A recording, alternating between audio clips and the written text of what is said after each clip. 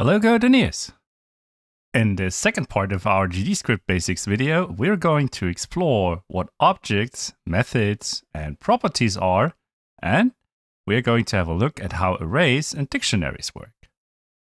Like the first part, this is a beginner level tutorial.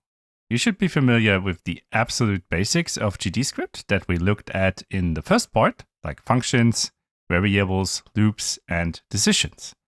If you haven't watched the first part yet, you can find a link to it down in the description. For the second part, we will use an upgraded version of our example project. There's a link to that down in the description as well. And if you click on the link, your browser should show you this page where you can download the example project for the second part. Make sure that you have the right link. There should be a big part 2 on the page. Now again, we can use this big download link here to download the project. And then, like we did in the first video, we're going to extract this project. So I'll first move mine to the desktop and then right-click it and select Extract All. And if you're on a Mac, you can just double-click the file and it will be automatically extracted. Now we can start Godot and import this new project. So like we did last time, we click here on the Import. And we select the folder where we extracted the project and go down until we find a project.godot file. And then we can import this and open it up.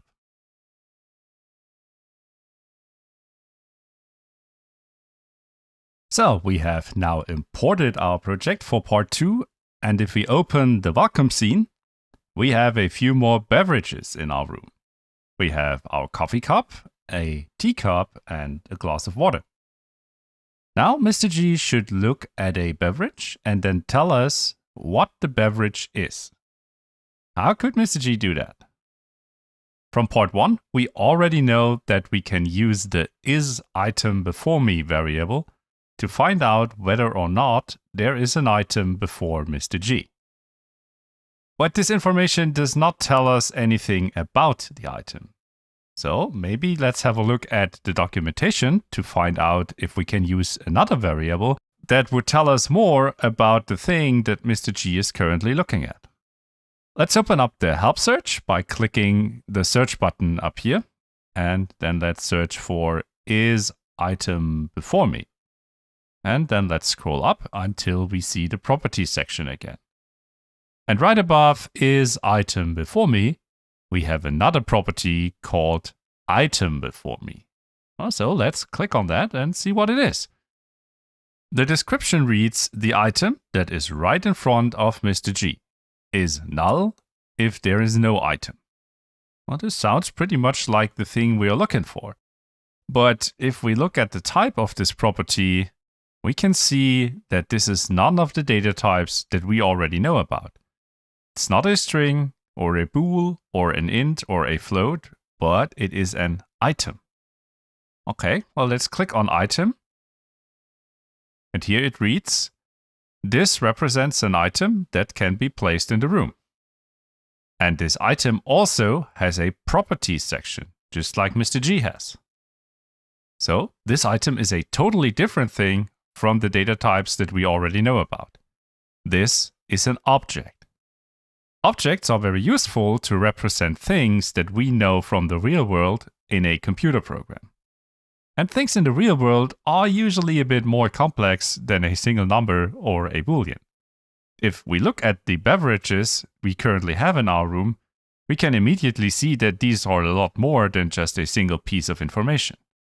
We can move them around, so they need to have some information about their position. We can look at them and see, this is a cup of coffee, this is a cup of tea. So they also need to have some information about how they look, so we can tell which is which. So objects can have multiple pieces of information. And these pieces of information are called the properties of the object. We can see that item has indeed a property named coordinates.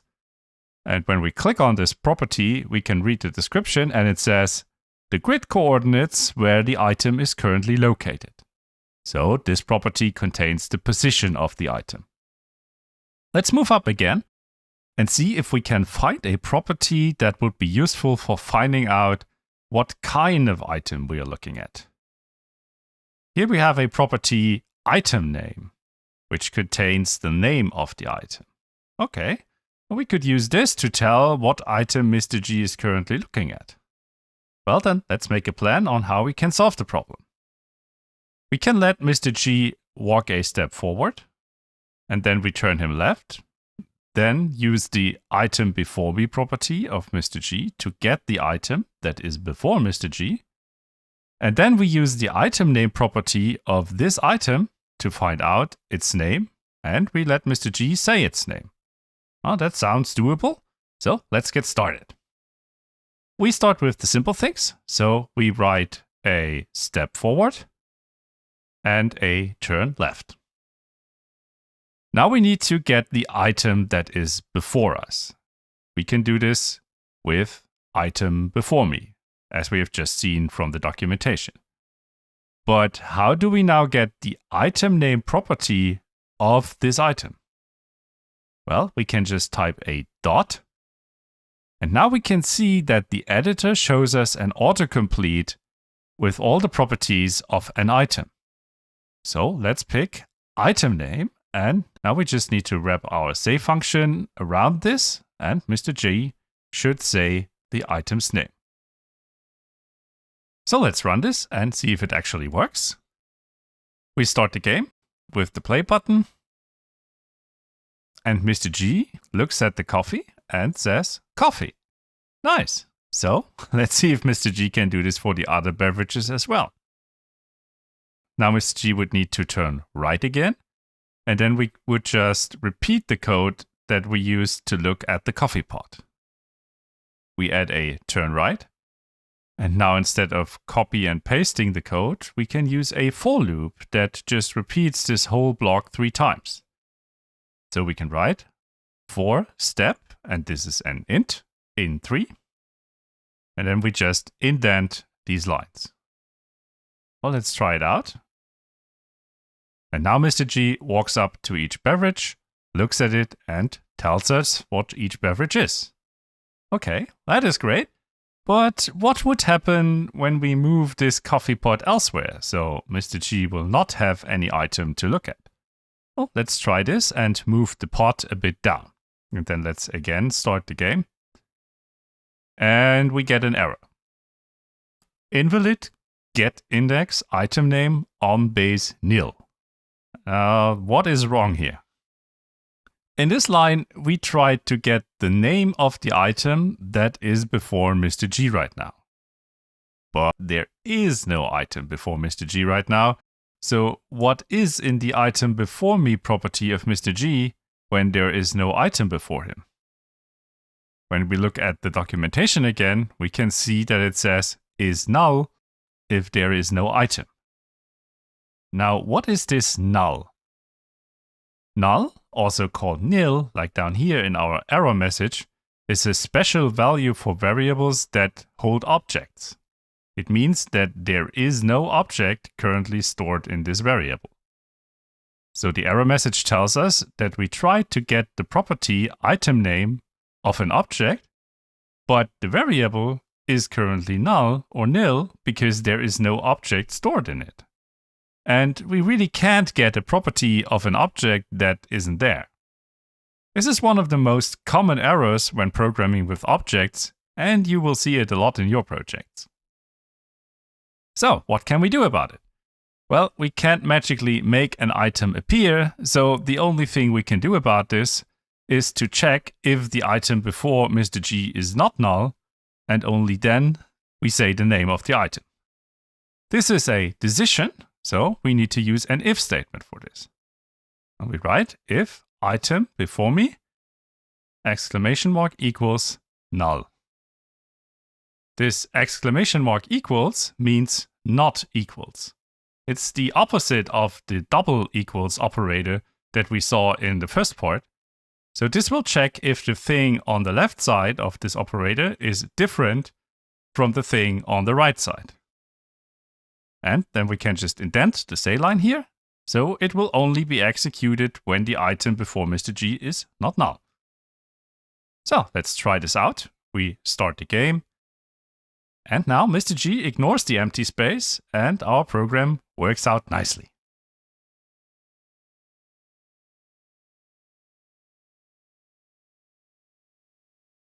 We now know that there are objects and that objects can have properties.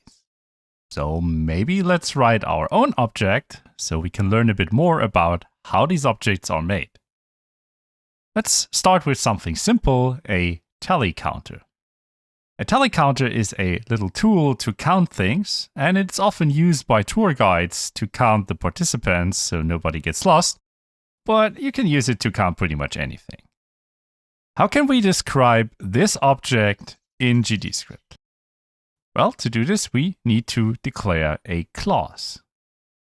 A class is a description of how an object works. You can think of it as a blueprint that explains the inner workings of an object to the computer. Every class goes to its own script file, so we start by creating a new file where we can write our class into. So we right-click here on this res folder, and then we select New, and then Script. Now a dialog shows up where we can enter a few things. So we can choose the programming language for our script. Well, we keep this as GDScript. The next thing we can choose is Inherits. This allows us to select a base class for our script. A base class provides some functionality out of the box, so we don't need to start from scratch. We'll see how that works in a minute. For now, let's click the little file tree icon here and then select the ref counted base class, and then we click on Inherit. Next, we can select a template. We don't need this right now. Built-in script is another feature that we don't need right now. And finally, we can give our new script a name. So let's name it tally_counter.gd. Now we can click on Create, and we have a shiny new script, tallycounter.gd, here in our file system tree. Let's double-click it to see what is inside. And there's not a lot of stuff inside here except the line extends ref counted. Okay, so now we can start to describe to the computer what a tally counter is and how it works. Well, let's start with the properties. So what properties does a tally counter have? Well, the most obvious one is the count that it displays. So let's add that. We write a variable var current count. This is an int. And we initialize this with 0. And if you now think, well, this is awfully similar to our price for coffee variable from pod 1, well, then that's because it is. We have just defined a property.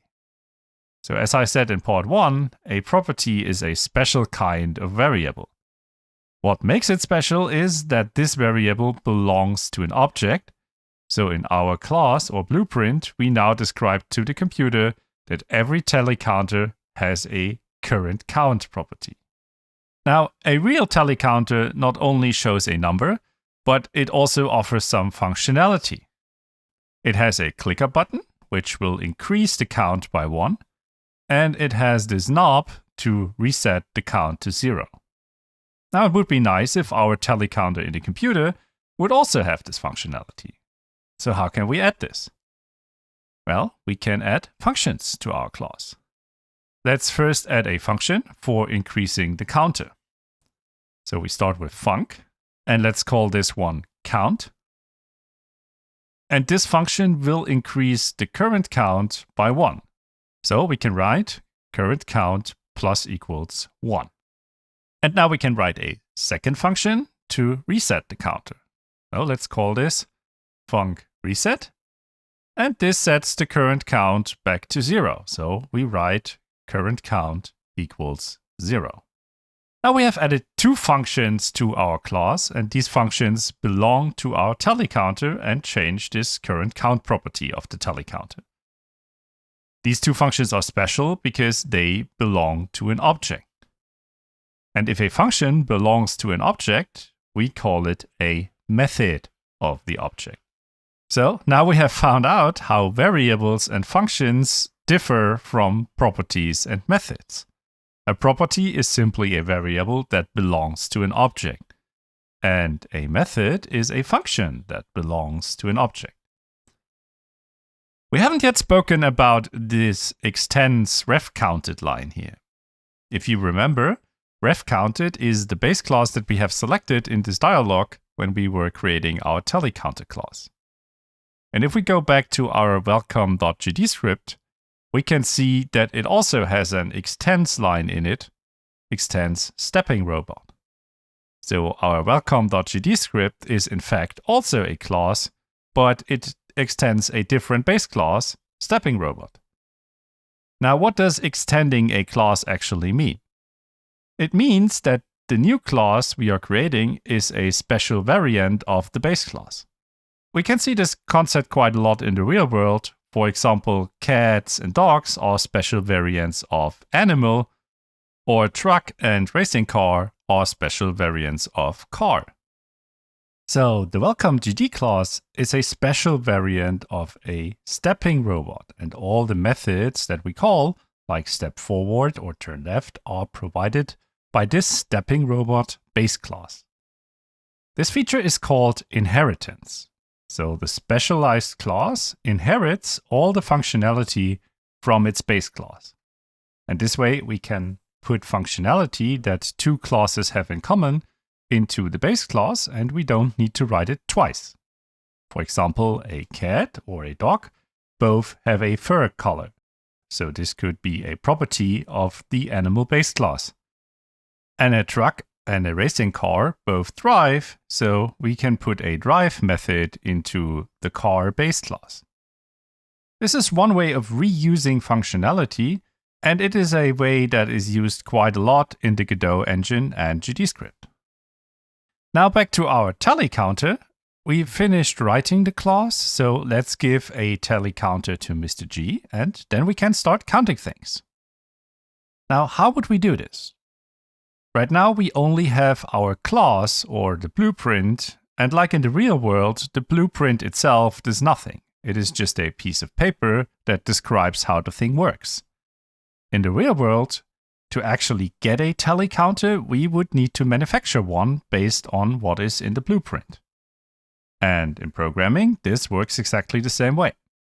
We have a class describing an object, and now we want to create an actual object based on this description. In programming, this is called instantiating the class or creating an instance of the class. So let's go back to our welcome.GDScript. And now we hold the control key and keep it pressed, and then we drag our telecounter.GDScript above the what should I do function. And then we release the mouse and the control button. Now Godot has created a constant for us. Const telecounter equals preload press telecounter.gd. A constant is very similar to a variable, but we create it with the const keyword instead of var. And we can use it like any other variable in our scripts, but we cannot change its value anymore, and that's why it's called a constant. Now, what is the value in this constant?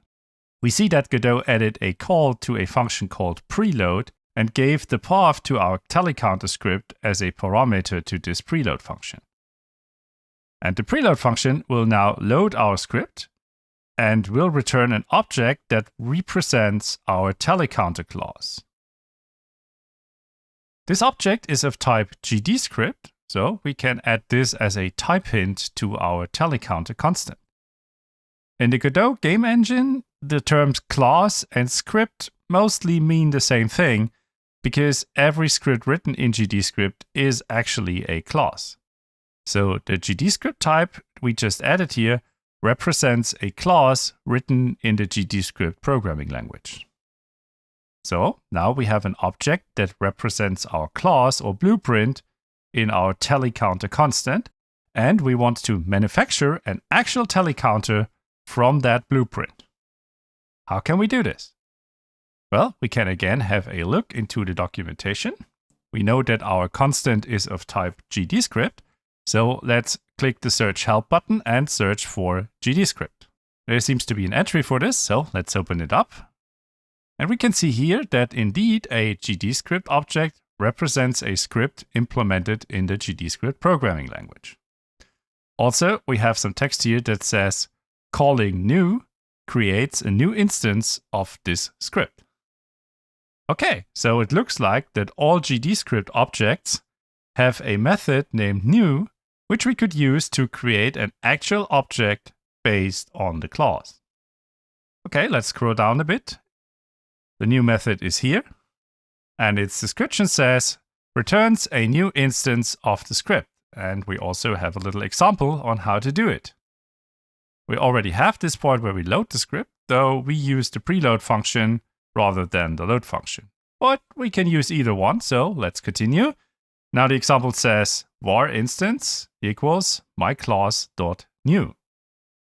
Okay, so we can do this for our tally counter. We go back to our script, and then we can write var myTallyCounter equals tallyCounter.new. What we just wrote is a call to the new method of the GDScript object. So we can see that calling methods on an object works very similar to accessing properties. We write the object that we want to call the method on, in this case the tallyCounter object, then a dot, and then the method name and the parentheses.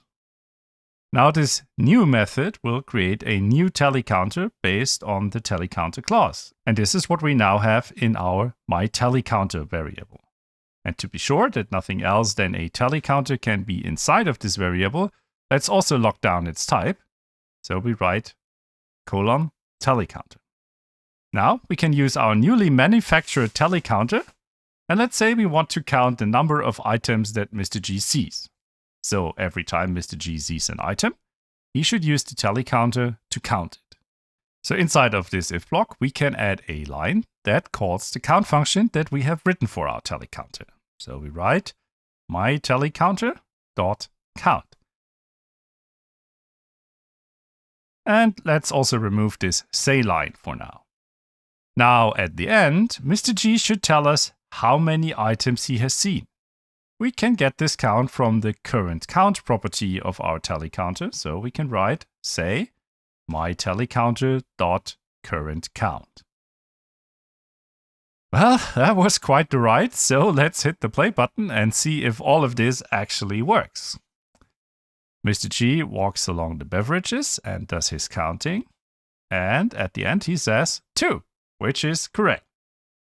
So that worked rather nicely. But there is a small problem with our code.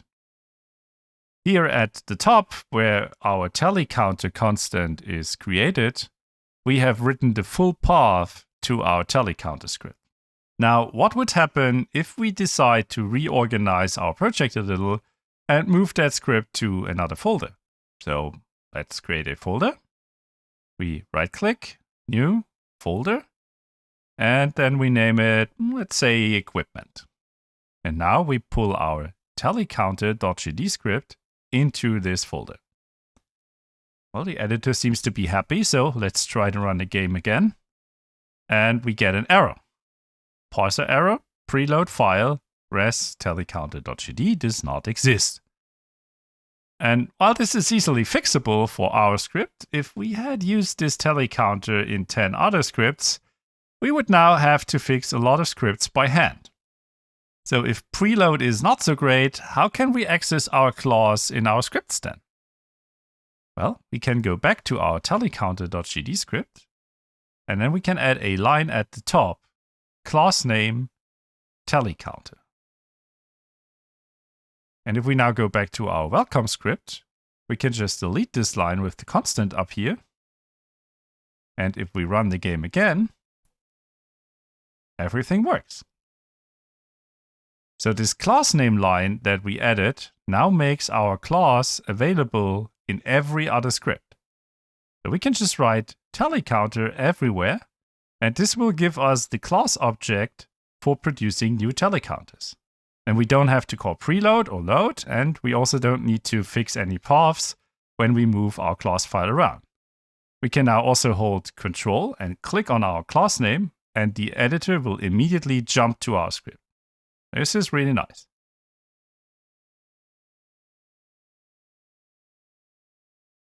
Now let's try something different. So let's maybe put the coffee back up here into the line. And now Mr. G should walk along this line of items, remember each item, and then at the end tell us which item he has seen. Let's divide this problem into smaller parts so we can more easily find a solution to that. We already have some parts in our code right now. We walk along these items and look at them. But we now need to remember the name of each item and say these names at the end. How could we do this? Maybe pause the video here and try to find a solution yourself before you continue. Okay, so we definitely need some place where we can remember the names of these items. When we need to store a value somewhere, we can use a variable, so let's maybe create a few variables. We have 3 items here, so let's create 3 variables. So we start with the first item's name, var item1 name. This is a string, and we initialize this with an empty string. And now we can copy this and make 2 more variables for the items 2 and 3. So these are the variables which will hold our item names. And after the for loop, we can say these variables. So maybe let's do that first. So we remove this say line with the tally counter, and we add a line say item1 name. Now the editor is unhappy and says identifier item1 name not declared in the current scope. But this variable is in the same function as the call to say, so shouldn't it be visible? Well, remember in part 1 I said that scope is a fancy way of saying that variables are only visible in certain parts of our program. And we learned that variables that we declare in one function are not visible in another function. But scopes are actually even more fine-grained. So every variable that we create in some indented block will only be visible inside of this indented block. So variables that we declare here inside of our for loop will only be visible inside of that for loop. So let's move these variables outside of the for loop so they are still visible after the for loop. And now the editor is happy and we can say what is inside our other 2 variables down here. So say item2 name and say item3 name. Great. Now all we need to do is to fill the names of our items into our variables. But we have a new problem now. We need to find out to which variable we need to write the item name. So when Mr. G is at the first item, we want to write the name to the item1 variable. And when he's at the second item, we want to write the name to the item2 variable, and so on. Now that sounds like a decision to me, so let's try to use an if for this. We also want to only remember the item's name if there actually is an item on the spot, so we keep our if check here, which checks if the item is not null. Let's remove the tally counter line for now, and then we can start making decisions. How do we know at which spot Mr. G currently stands? Well, we can use the step variable in our for loop for this. From part 1, we already know that it starts with 0 and then goes up 1 at the end of each loop. So when we are at the first item, then step will be 0. When we are at the second item, then step will be 1. And when we are at the third item, then step will be 2. So we can use this and write if step double equals 0. And now we can remember the name of the item that is before Mr. G. So we set item1 name equals item before me dot item name. And now we can repeat this for the second and third item. So let's copy this and fix up the numbers. So for the second item, step is 1, and we write to item2 name. And for the third item, step is 2, and we write to item3 name. Okay, this should do the trick. Let's start the game and see if it really works. Mr. G walks to each item, looks at it, and at the end we get coffee, tea, water, which is correct. Nice. Well, this was really a lot to write, and what would we do if we had 10 or 100 items? we would need to create 100 variables and write 100 of those ifs. And we need something better than that. How would we solve this in the real world? In the real world, we'd probably take a piece of paper and write ourselves a list of all the items that we have seen. And at the end, we would just read out the items that we have added to our list. So Mr. G needs something like a list. And there is a kind of list built into GDScript, which is called an array.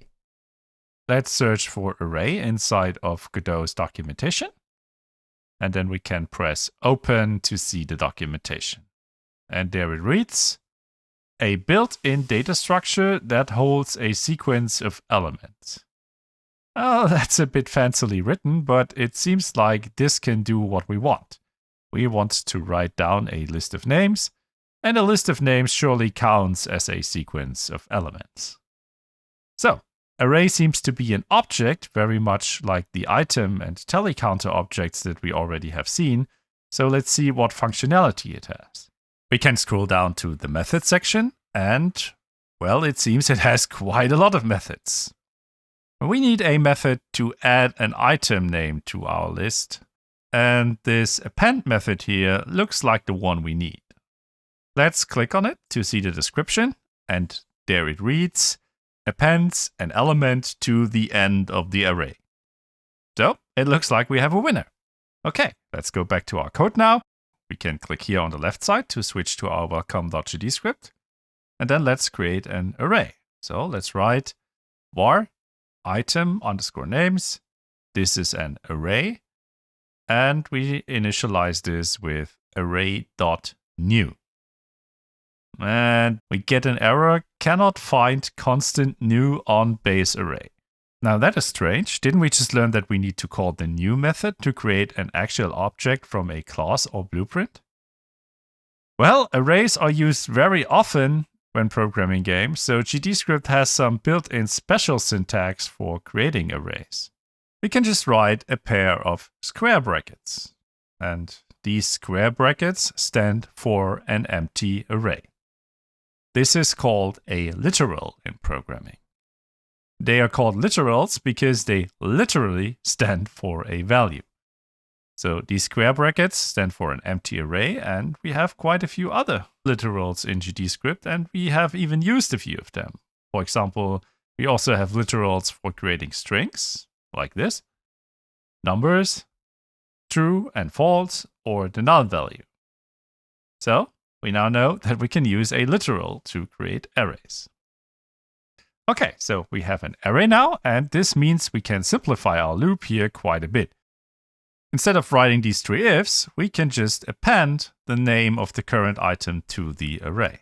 So we call item names, then the append method that we found in the documentation, and then we give the item's name as a parameter to this append method. So item before me dot item name. And now we can delete these three ifs. But how do we get the names back from the array when we need to print them down here? Well, let's again look into the documentation. So we click search help again, and array is already typed from our last search. So we can just click open. And right here at the top, we have the information that we need. This example shows how we can get elements back from the array. In here, an array is created, again with the literal syntax, but this time some values are already filled in when the array is created. So this array now has four values: a string, 1, the numbers 2 and 3, and another string, 4. And the example shows us how to get these values back. So we can write the name of our array variable, then add some square brackets, and then write a number. And this number indicates which element of the array we want to have back. The numbers start with 0. So if we give in a 0, we get the first element back. If we put in a 1, we get the second element back, and so on. Great. Now we can use this information in our code. So let's go back to our welcome.gdscript. And here we can change the calls to our save method. So for the first call, we get the first element from our array. So item names 0. And then we can just copy and paste this and change the numbers for the second and third call to 1 and 2. And now we can delete our 3 variables for the item names because we don't need them anymore. Okay, it's time to try it out. Let's start the game. And Mr. G walks along the items, puts them on the list, and then tells us what is on the list. Great. Now, that is much better. But if we had 100 items, we would still need 100 calls to our say method down here. So how could we get rid of these duplicated calls? Well, we can use another for loop. We know that there are 3 items in our array, so we could write for index, this is an int, in 3. And now our index variable will have the values 0, 1, and 2 for each round of the for loop. And this nicely fits with the way that arrays work, so we can just write, say, item names index. Let's run this again. Now Mr. G takes note of all the items and then says their names. Great, so this also works. Now let's try what happens if we move the teacup down. Let's switch to the 2D view and drag the teacup down here. And this should still work, shouldn't it? Well, only one way to find out, so let's start the game. And we get an error message. Out of bounds, get index 2 on base array. So what happened? Well, we moved 1 item down, so now Mr. G will only see 2 items instead of 3. So our array will now only contain 2 items. But our for loop down here will run 3 times. And when we try to get the 3rd item in our loop, which has the index of 2, then there is no 3rd item in our array. So this error message tells us that we tried to get an item from our array that doesn't exist. How can we fix this? Well, a simple thing that we can do is to check out how many items are actually in our array and only run this loop as many times as we have items in our array.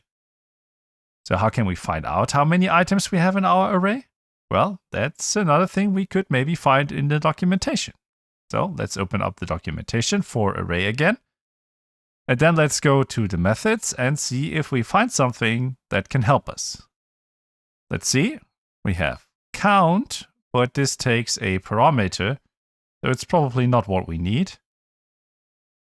Now size here could be useful. Now let's click on that. Returns the number of elements in the array. Well, that sounds exactly like what we need. So let's go back to our welcome GD code. And here in this second loop, we can replace the 3 with a call to the size method of our item names array. So now this loop should run as many times as we have item names in our array. Let's see if it works. We press play.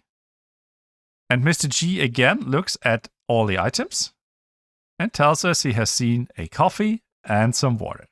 Nice. We can even simplify this code a bit more because the for loop can not only loop over a range of numbers like we did so far, it can also directly loop over the items in an array. So we can write this for loop like this.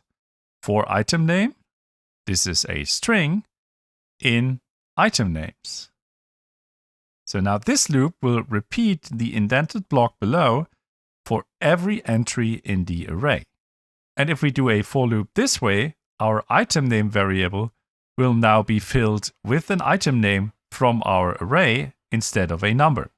This is really useful because now we don't need to extract the item name from our array anymore. We can just write, say, item name. And this will do the exact same thing as the loop above. So let's delete this old loop and give it a try. And again, Mr. G is taking note of the items, and then he tells us the name of each item he has seen. Really nice.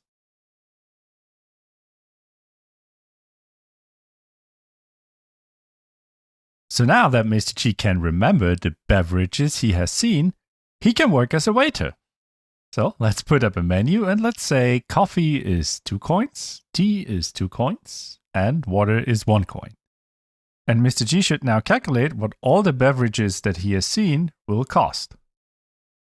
In this for loop up here, we already collect the list of all beverages, so maybe we can calculate the price in the for loop down here.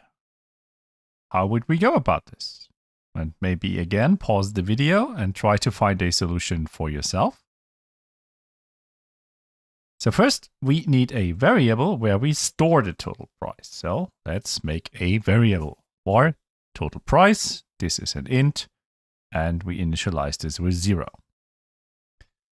Now in the for loop, we can look at the beverages on the list and calculate the sum.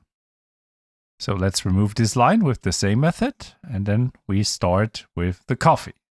So we say if the item name is coffee, then the total price is increased by 2. If the item name is tea, then the total price is also increased by 2. And if the item name is water, then the total price is increased by 1. And after we are done going over the list in our loop, we can just say the total price is, and then we convert this total price to a string with the str function like we did in part 1. Great, so let's give this a try. Mr. G checks the items and then tells us the total price of 3, which is 2 for the coffee plus 1 for the water. Well, that works nicely. But now we have again 3 ifs in our code. So this isn't really great. It would be a lot nicer if we had some object that we could give the name of a beverage, and then this object would tell us the price for it. And in the real world, we have such an object. It is the menu, which lists the price for each beverage. GDScript has a built-in object named dictionary, which can do a similar thing in our computer program. So what is a dictionary? Well, in the real world, a dictionary is a book that explains the meaning of words. So for each word, there's an entry in the dictionary, and this entry has 2 things, the word and a description of the word. A dictionary in GDScript works very similar. It holds entries, and each entry consists of a key and a value. And if we look at our menu, we can see that it also has a similar structure. We have entries for each beverage, and the key is the name of the beverage, and the value is the price of the beverage.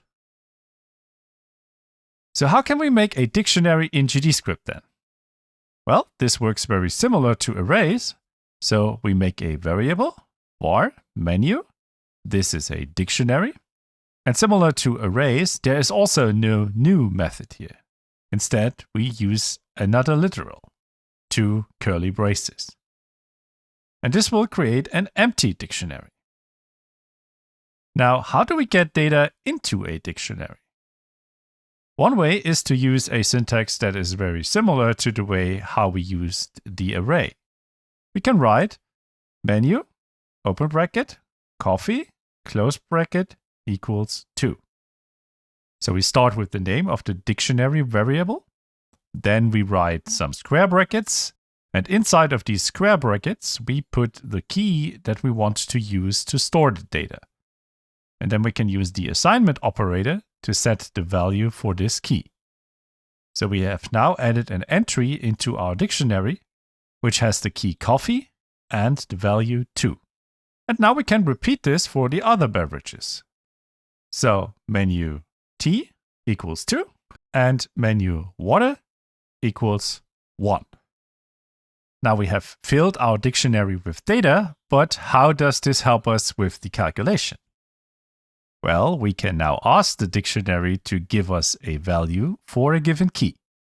So instead of using the if statements here in our loop, we can now write var price for item equals menu item name. So we now ask the dictionary, can you give me the value that you have stored for this item name, please? And the dictionary will look in its entries and check if it can find one that has a matching key. So if the name is coffee, then the dictionary will find this entry and will return a 2, because this is the value that we have stored for the key coffee. Now we have a price for an item, and all we need to do is to add this to our total price. So we can write total price plus equals price for item. And then we can delete all of these ifs. Now this is a lot nicer. So let's try if it really works. We start the game and we get an error. Invalid index water on base dictionary. Now there seems to be a problem with our water. To find out what's going on, we can use this part of the editor down here. Godot has paused the program right now, and here we can see what is inside all of our variables. So let's see. We have the name variable here, and this has the value water right now.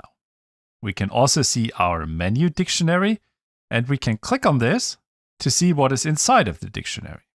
So here we can see the entries for coffee, tea, and water. And we can see what the problem is. We tried to access a dictionary entry with the key water with an uppercase W, but in a dictionary, we only have an entry with the key water with a lowercase w. So similar to variable names, the letter case of keys for our dictionary is important. We can fix this problem up here, where we create our dictionary. And then let's restart the game. And this time, Mr. G collects all the items and then correctly calculates the total price of 3. Nice. Now let's say we want to move the dictionary out of this function, so we can use it in other functions as well. Well, let's cut these lines here and paste them up here. And also, let's fix the indentation. But the editor is unhappy and says unexpected identifier in class body. And this is because we try to run code here outside of a function. And we learned in part 1 that the only thing that we can do outside of a function is to create variables. But how do we fill our dictionary then? Well, we can use another literal syntax here. This pair of curly braces creates an empty dictionary, but inside of these curly braces, we can write key and value pairs. So we can write coffee, colon 2, and this creates an entry with the key coffee and the value of 2. And we can add more entries this way. To tell GDScript that this entry is finished, we simply write a comma, and then we can write another entry. So T colon 2, and another entry for the water, water colon 1. Because there are no more entries coming, we can skip the comma here, but it's usually a good idea to just leave it in place in case we want to add more entries, and this way we cannot forget it. Now we can delete these 3 lines, and the editor is happy again. Well, let's try this out. Mr. G walks along and collects the information. And then he calculates the final result, which is 3. Great, so everything works again.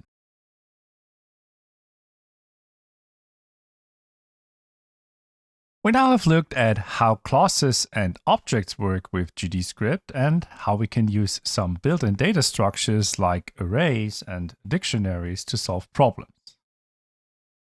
Like in the first part, this second part also comes with a few challenges which you can solve to get some programming practice under your belt without having to know too much about the Godot game engine. These challenges are again located in the Challenges folder, and for the second part, they start with O3 navigation here. To open a challenge, you can open the folder, find the file that ends with .tscn in the folder, and double-click it. Now, there are buttons here on the left side, and you can click on these to see the various challenges. You can also click this Hide Challenges button to hide all challenges, so you can better see the room in which Mr. G is walking around. Every challenge folder also contains a .gd file into which you can write your solution for the challenge. So for this O3 navigation folder, the file would be navigation.gd. And like before, the solution needs to go into this what should I do method. To run the program, you can just click the play button up here. If you're stuck, there's also a solutions.md file in every challenge folder in which you can find a solution for every challenge. At the end of the first part, I said that we have only yet scratched the surface. And that is still true.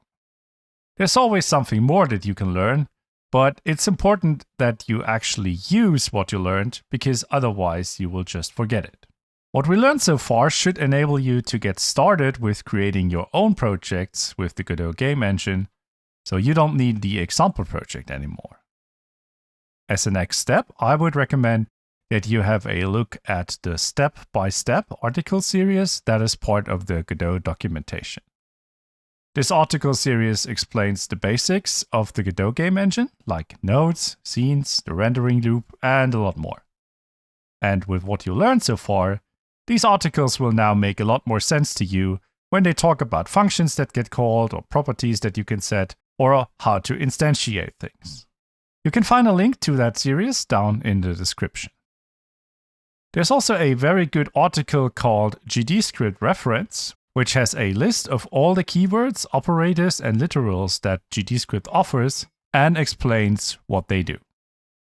GDScript offers a lot more than what we have learned so far, and this article will give you a great overview. I have also added a link to that article down in the description. If you run into a problem, try to apply the problem-solving skills that you learned in these two videos. So you now know how to read error messages and how to use the documentation to find out more about which functions or properties a certain class offers, and maybe also get some examples on how the class is used. There is also a Godot Discord community server where you can join and get help if you're stuck with a problem, or help others that may have a problem that you already solved. You can find an invitation link to the Discord server down in the description. In this video, we learned programming with objects in GDScript. We learned that we use classes to describe objects and their functionality, and that these classes are similar to what a blueprint is for real objects. We learned that objects can have properties, which are variables that belong to an object, like the fur color of an animal or the speed of a car. We also learned that objects can have methods, which are functions that belong to the object, like the click and reset methods that we wrote for our tally counter.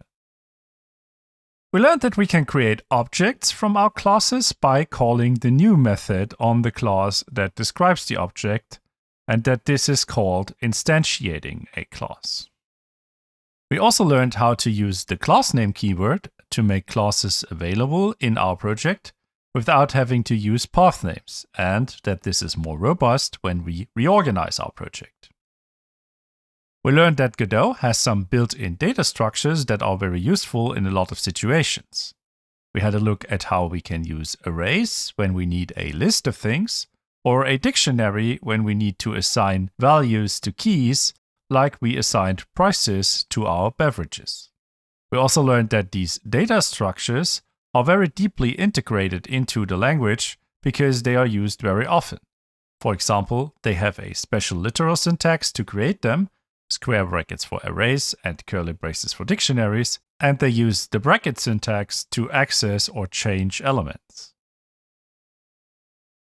I hope that this introduction has been helpful. If you have questions about any of the concepts in this video, please post them in the comments. If you like this video, please give it a thumbs up and maybe consider subscribing to the channel to get notified when new videos are posted. Thank you very much, and happy Godotneering!